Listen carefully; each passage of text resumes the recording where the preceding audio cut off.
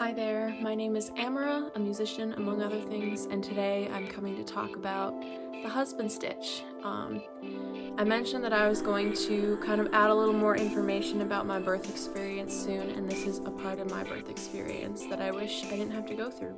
First of all, I want to clarify, the husband stitch implies intent. Very clearly implies that the doctor has done so intentionally, which does happen.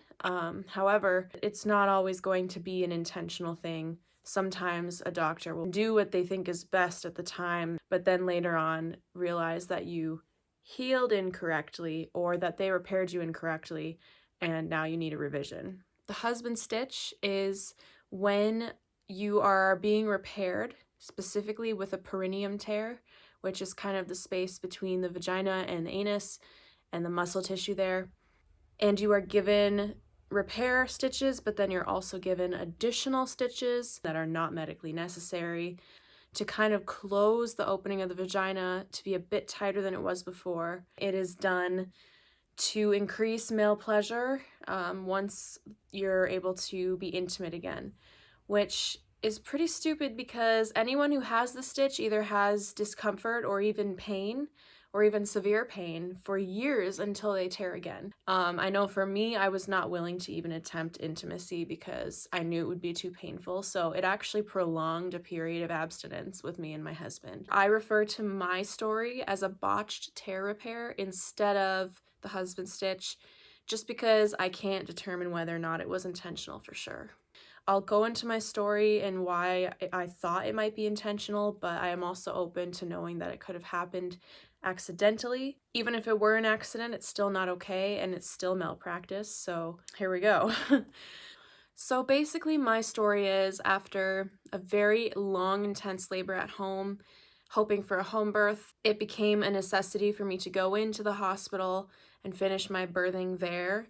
I ended up having a second-degree perineal tear and having a repair done by a doctor there.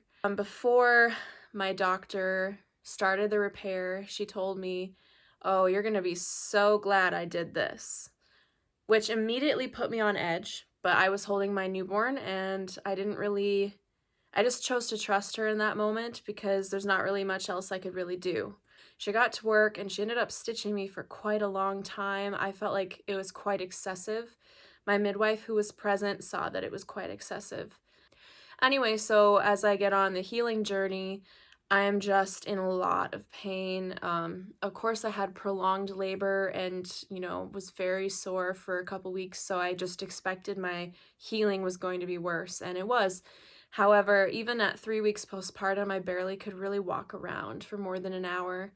And then even at 6 weeks postpartum, I still could not sit on a flat chair. And I just felt like a constant kind of tugging or something was off or wrong down there. And so at 6 weeks postpartum, when you're supposed to be kind of cleared to start working out and being intimate and all these things, I kind of had a closer look and I saw very clearly about 3/4 inch seam of stitched tissue that had never torn, which closed the opening of the vagina more than it should be. I was devastated when I found this out, but it made sense, like why I was in so much pain, why it felt so wrong. It was just tugging all the time, pinching a nerve. It was not great. So I ended up getting my midwives to take a look, and they confirmed as well that there were 2 to 3 additional stitches given, whether intentionally or not, that should not be there.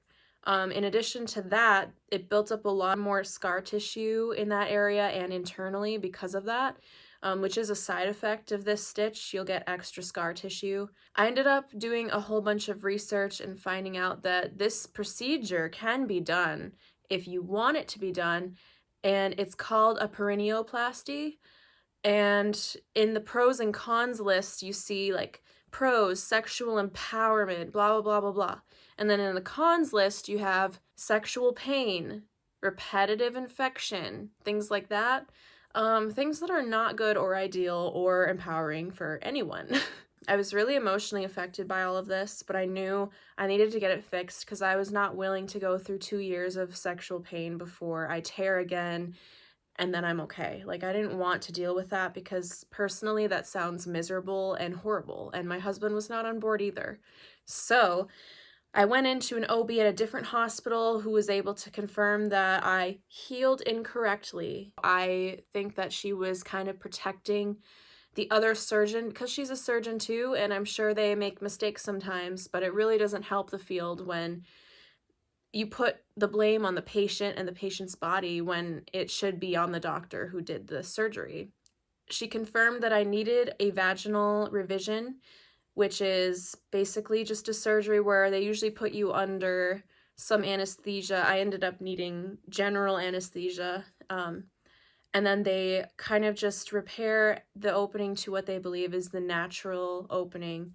And she also had to remove some additional scar tissue, which was probably pinching some nerves, which I was feeling in my thighs and stuff. So I had to go in. This was 10 weeks postpartum when I got this surgery. In the state of Minnesota, my revision surgery cost probably about $20,000. The healing was so much different, so much faster and smoother. That was more confirmation that I had not been properly fixed before.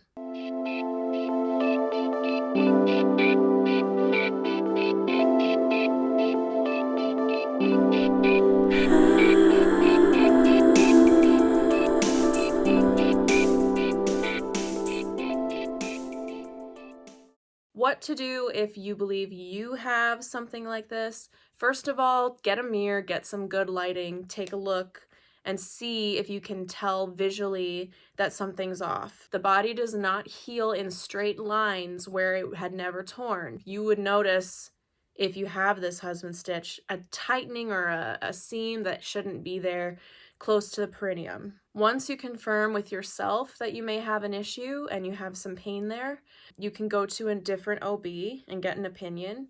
OBs may not tell you that you have what you think you have, but they will see if you are a candidate for a revision surgery. If the problem causes you pain during sex or just in general, then it should be covered by your insurance. After getting the surgery, you can consider other options.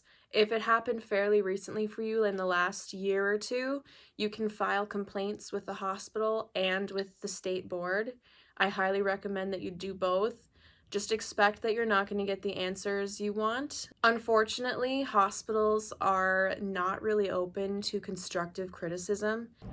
You should know that a husband stitch is female genital mutilation, and it is not okay. And it is also medical malpractice in most states.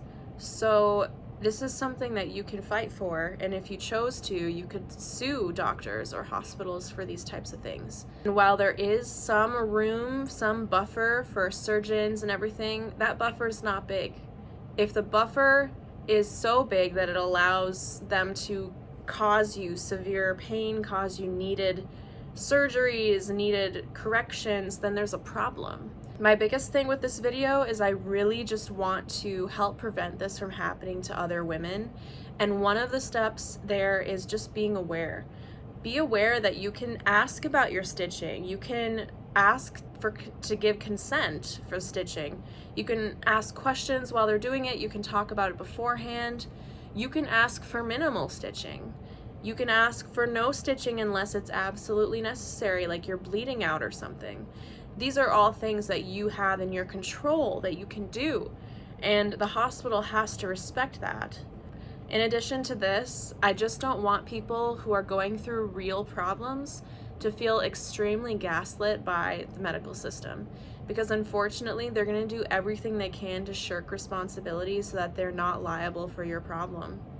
You're not imagining things, you're not alone, and this is not as uncommon as you might think. So make sure that when you plan your hospital birth that you really trust your doctor and that you know what things to kind of talk about beforehand in order to avoid these kinds of things. Please let me know if you have any further questions. I'd be happy to do more on this topic or answer your questions in the comments below.